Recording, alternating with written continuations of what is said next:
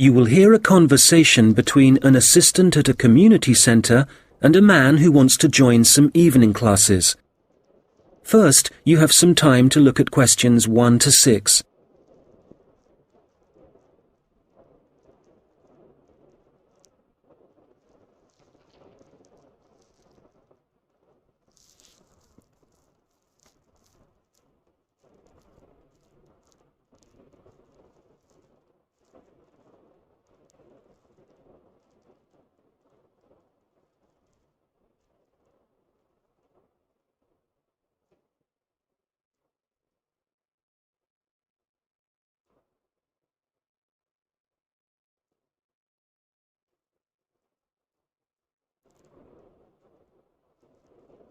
Hello, Eastwood Community Centre. Oh, hello. My name's Andrew Dyson. I'm calling about the evening classes you offer. OK, Mr Dyson. Are there any classes in particular that you're interested in? Yes, you've got a class called Painting with Watercolours, I believe. That's right. It's a popular class, so this term it'll be moving to the hall, so they've got more room. Right. I know it's on Tuesdays, but what time exactly? It was 6:30 last term, but let me just have a look at the details. OK, it'll be 7:30 this time. Probably it suits more people. Well, it's my wife who's really interested, and that'll be good for her because she's home from work by 7:15. That'll give her just enough time to get there. What does she need to bring? OK, well, paints are provided by the tutor, I know that. The information says she'll need just a jar for water and some pencils for drawing. There are also lots of aprons here, so she needn't worry what she's wearing. And the cost for 4 classes is $45, including paints, as I said. OK. Now, we're both quite keen on the Maori language class. There are spaces on the next course, so you could join that. Oh, good. Which room will that be in? When you come in through the entrance of the community centre building, you'll need to go straight up the stairs in front of you, all the way to the top, and it's the small room you'll find there. I see. All right, and let me just check when it's starting. I heard from someone that the July course has been delayed until August. I'm afraid so, and we're halfway through the June course at the moment, so there's not much point you taking that. I guess we'll have to wait then. Well, when you do come, the tutor recommends bringing a small recorder with you, just so you can listen again later. And the cost for 5 classes is currently $40. OK, useful information to know. There's one more class I'm interested in. That's the digital photography class. Oh, I've taken that class myself. The tutor's very good. That'll be in room 9, and it's starting in 2 weeks' time, in the evening, every Wednesday at 6 o'clock. Obviously I need to bring the camera with me. I suppose it'd be useful to have the instructions that go with the camera too? I'd say so. Some people bring along a lot of accessories like extra lenses, but there's really no need for this class. It's mainly focusing on composition, really, and getting the most out of the basic camera. That's exactly what I need. And how much does it cost? Let's see. For 4 classes, it's $35.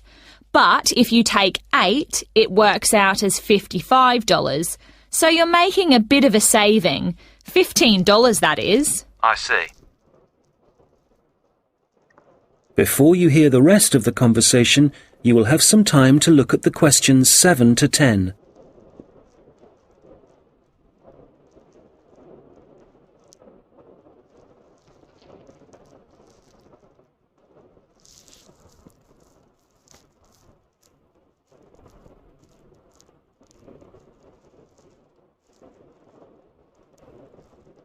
Now listen and answer questions 7 to 10. OK, now just another question for the watercolours class. I've just remembered that my wife asked me to find out about the level. Who's it for? OK, well, you don't have to be very skilled or anything like that. It's designed for beginners, actually. People who might see art as a hobby rather than as a professional opportunity. That sounds like my wife. And, who do I talk to if I want to find out some more about the Maori language classes? Probably best to talk to the tutor directly. He'll be in the office in about half an hour. His name's Jason Kuai. That's Kahui. Good. I'll give him a call. Oh, if you do decide to come to the photography class, don't forget to look at your camera battery and make sure it's charged.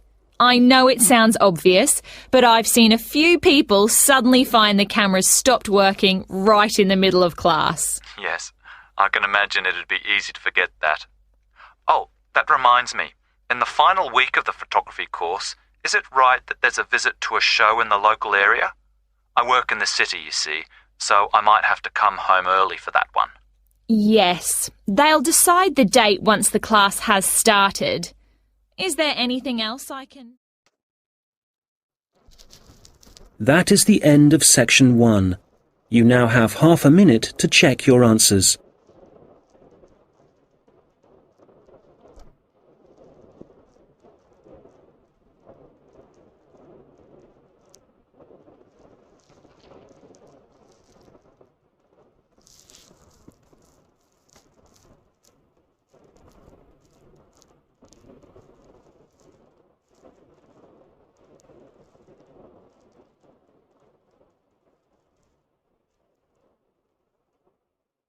Now turn to section 2. You will hear a project manager talking to voluntary workers about the tasks that need to be done. First, you have some time to look at questions 11 to 14.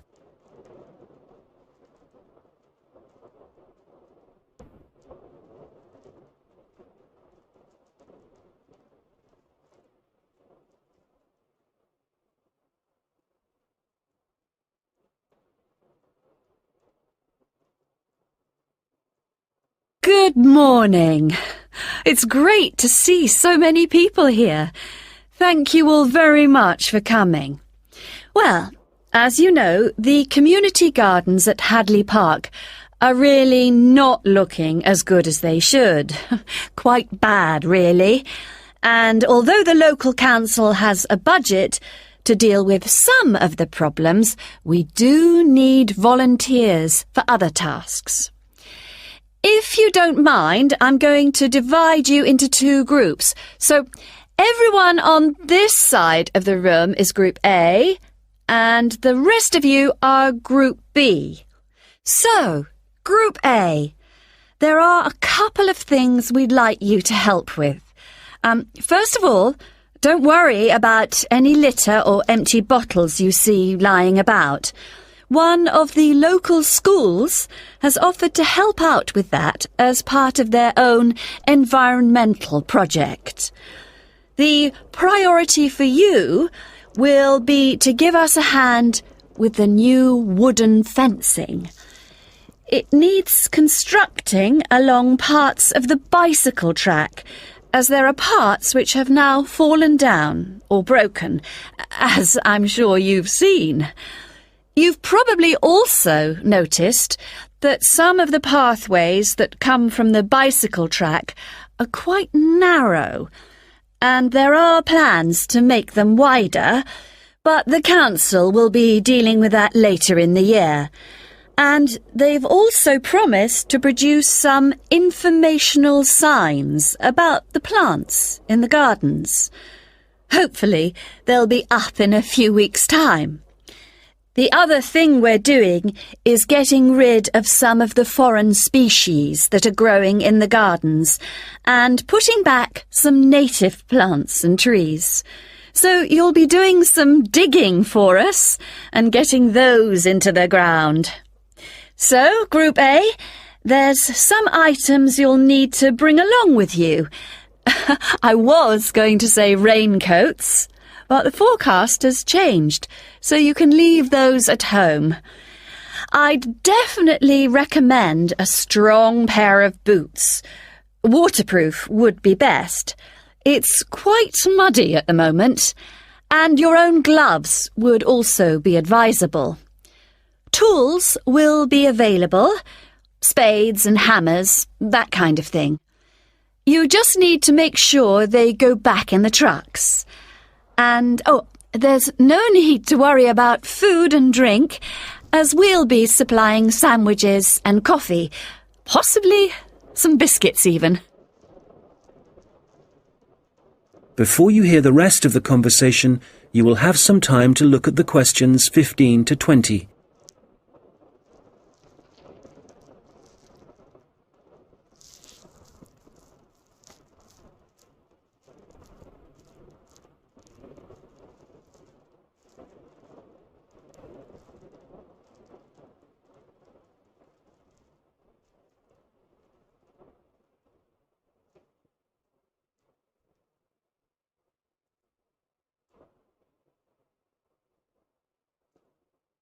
Now listen and answer questions 15 to 20.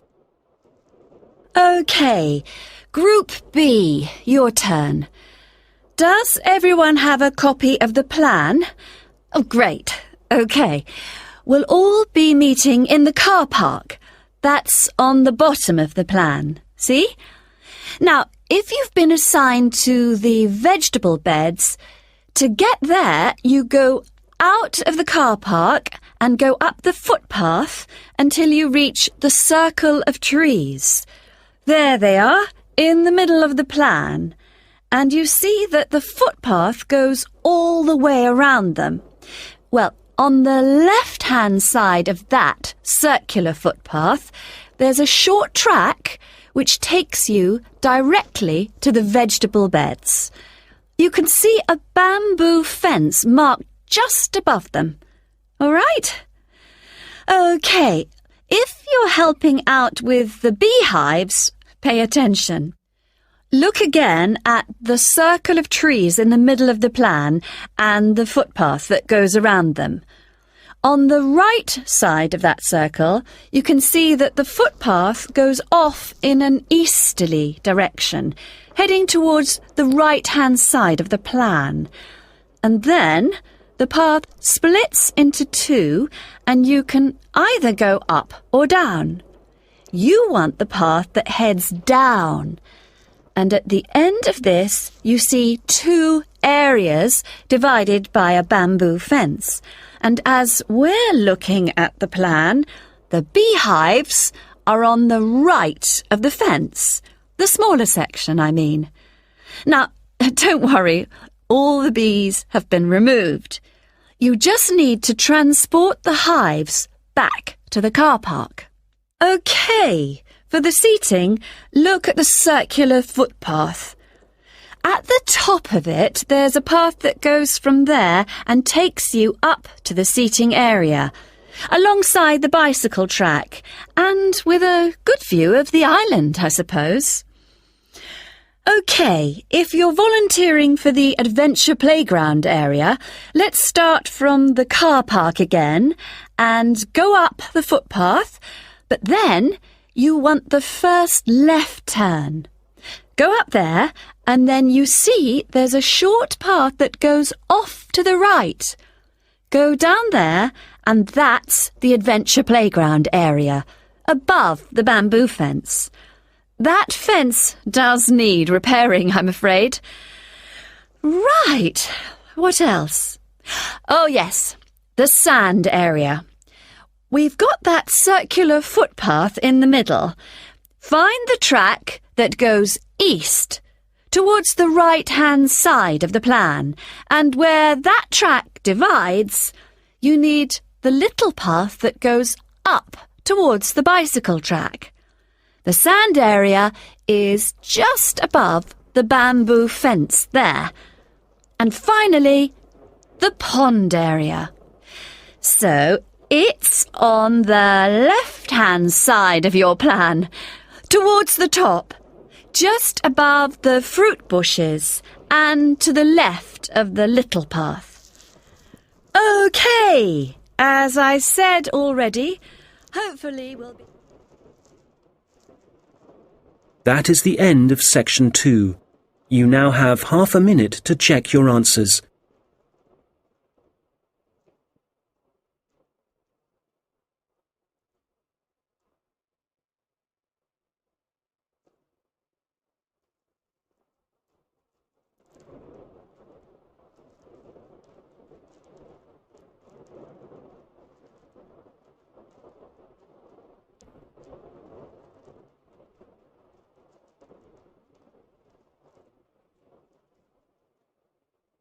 Now turn to section 3. You will hear two students discussing a presentation they are going to give. First, you have some time to look at questions 21 to 25.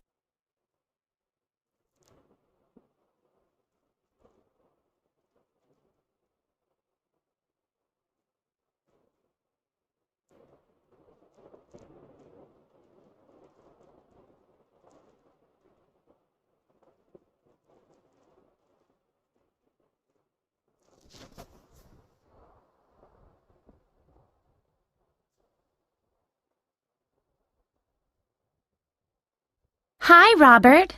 Hi. Sorry I'm late. I was just printing off some pages about food waste in Britain. Do you want to include Britain in the presentation? I thought we were concentrating on the USA. Well, it is a global problem, so I thought we ought to provide some statistics that show that. Fair enough. What did you find out? Well, I was looking at a British study from 2013. It basically concluded that 12 billion pounds worth of food and drink was thrown away each year, all of it ending up in landfill sites. Over 8 million tons. And that wasn't including packaging. An incredible amount. Yes, and they were only looking at what households threw away, so there's no information about restaurants and the catering industry. But one thing the study did investigate was the amount of milk and soft drinks that were wasted, and I think it was probably quite unique in that respect. Interesting. You know, in the other European reports I've read, there's one thing they have in common when they talk about carbon dioxide emissions. I know what you are going to say. They never refer to the fuel that farms and factories require to produce the food, and the carbon dioxide that releases? Exactly. We could really cut down on carbon emissions if less food was supplied in the first place. To my mind, the reports talk too much about the carbon dioxide produced by the trucks that deliver the fresh goods to the shops and take the waste away. They forget about one of the key causes of carbon dioxide. Absolutely. If the reports are actually going to be useful to people, they need to be more comprehensive. Who do you mean by people? Well, the government, industries, people making television programs. Have you seen any documentaries about food waste? Not that I remember. My point exactly. These days, they all seem to be focusing on where your meat, fruit, and vegetables are sourced from. We're being encouraged to buy locally, not from overseas. That's probably a good thing, but I'd still like to see something about waste. Yes, it's the same with magazine articles. It's all about fat and sugar content, and the kind of additives and coloring in food, but nothing about how it reaches your table and what happens after it ends up in the bin. Well, we've only got 15 minutes for this presentation, so I think we'll have to limit what we say about the consequences of food waste. What do we want to concentrate on? Well, I know some of the other presentations are looking at food and farming methods and what they do to the environment, so I think we'll avoid that. And the fact that in some countries, people can't afford the food grown on their own farms. That was covered last term. Okay, we don't want to repeat stuff. What concerns me above all else is that in a recession, governments should be encouraging business to find ways to cut costs. Apparently, supermarkets in the USA lose about 11% of their fruit to waste. That's throwing money away. All right, we'll focus on that problem. It should get the others' attention anyway. Now, how do you want to begin the presentation? Let's not start with statistics, though, because that's what everybody does. I agree. How about we give the other students a set of questions to answer about what they suspect they waste every day? I'm fine with that. Probably a better option than showing pictures of landfill sites. It'll be more personalized that way. All right. Now let's start.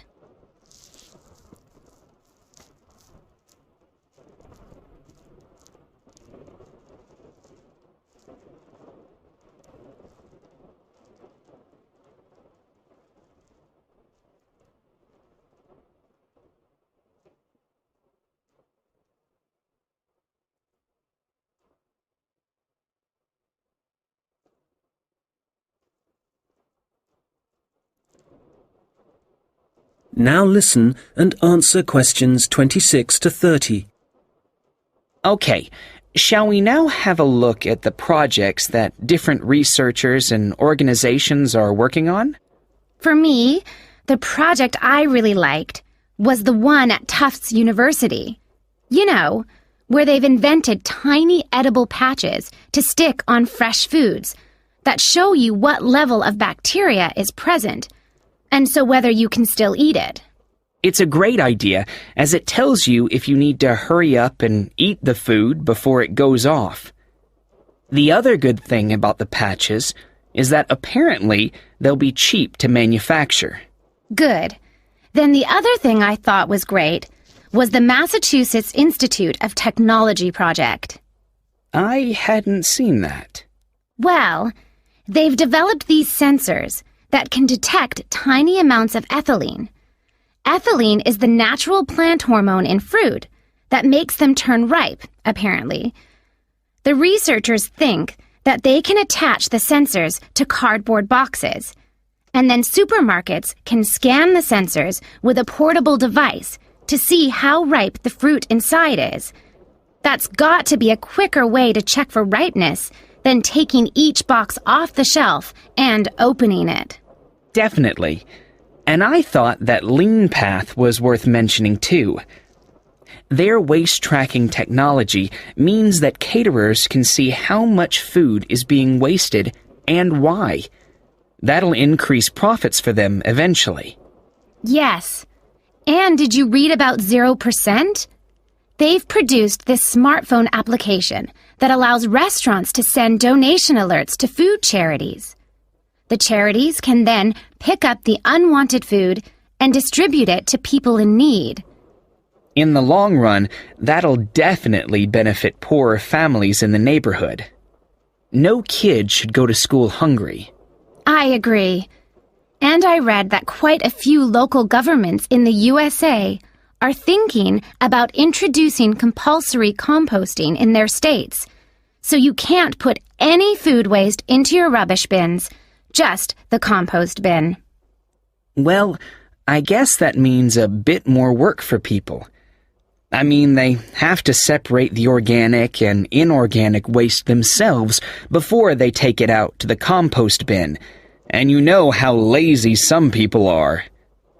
But I guess if we all start composting, we'd be doing something positive about the problem of food waste ourselves, rather than relying on the government to sort it out. Having said that, not everyone has a garden, so I guess... That is the end of section 3. You now have half a minute to check your answers.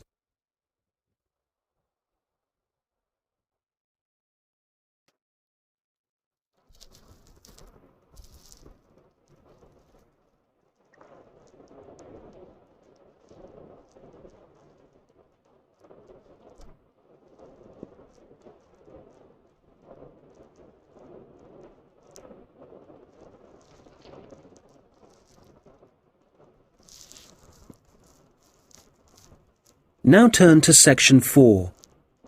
You will hear a lecture about Maori kite making. First, you have some time to look at questions 31 to 40.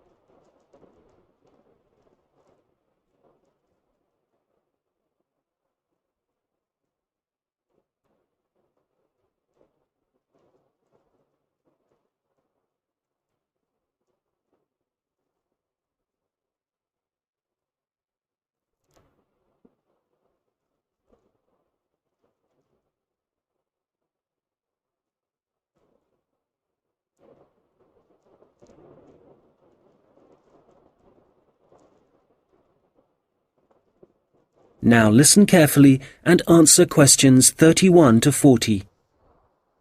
Well, good morning, everyone. As you know, we've been looking at different kinds of art and craft that were practiced by the Maori people of New Zealand, at least before the Europeans began to arrive in the 18th century. So, the focus of this lecture is kite making, how the kites were made, their appearance, and the purposes they served. Well, let's start with the way they were made. As with other Maori artistic traditions, kite making involved certain rituals. So, firstly, only priests were allowed to fly and handle the largest, most sacred kites. There were rules too, for the size and scale of the kites that the priests had to follow, and during the preparation of both small and large kites, food was strictly forbidden. In terms of appearance, kites were frequently designed in the image of a native bird, or a Maori god, and sometimes, perhaps less often, a well-known hero. You can imagine that when Maori first arrived in the new country, in New Zealand, it may have taken some time to find suitable materials for their kites. But, through trial and error no doubt, they found plants and trees that provided bark and even roots that they could use to make the frames and wings of their kites. And after the frame had been constructed, the kite then had to be decorated. For this, the priests used long grasses, and these, when the kite was in the air, would stream along behind it. They also used a variety of feathers to add colour to their creations. Well, all this meant it was easy to see a kite in the sky, but you could also hear Maori kites. They could be quite noisy indeed, and this was because some priests liked to hang a long row of shells from the kite. You can imagine how they'd rattle and clatter in the wind, how they might completely capture your attention. As I said before, the most common image was probably a bird, and that's the same for other kite-making cultures. But the kites were designed in particular shapes. So, there were kites that were triangular, rectangular, and also shaped like a diamond. And some of them were so large it would actually require several men to operate them. Some of the kites were also covered in patterns, and to make these patterns, the Maori used different pigments of red and black, and these were either made from a charcoal base or from red-brown clay which had been combined with oil obtained from a local species of shark. Now, before I forget, if you have a chance, do visit the Auckland Museum, because they have the last surviving Birdman kite on display. This is the kind of kite that has a wooden mask at the top of the frame. It's a mask of a human head, and you can clearly see it has a tattoo and also a set of teeth. Quite impressive, and a good example of Maori craftsmanship and symbolism. Right, turning to the purpose and function of the kites. They certainly had multiple uses. Primarily, the flying of kites was a way of communicating with the gods, and when the kites rose into the air, the Maori used them to deliver messages, perhaps requesting a good harvest, good fortune in war, a successful hunting expedition. So these kites were incredibly valuable to a community, treasured objects that one generation would pass to the next. People would also fly kites for other reasons. For example, to attract the attention of a neighbouring village. This was done when a meeting was required between Maori elders, a convenient method indeed. And finally, when it comes to war, there are traditional stories that describe how when a Maori warrior found himself surrounded by his enemies, a kite could actually provide the possibility of escape. The kites were powerful enough to take a man up into the air, and for this reason, they could also be used to lower him into enemy fortifications so that an attack could begin from the inside. Well, I'm happy to say there seems to be a revival and growing interest in kite making, and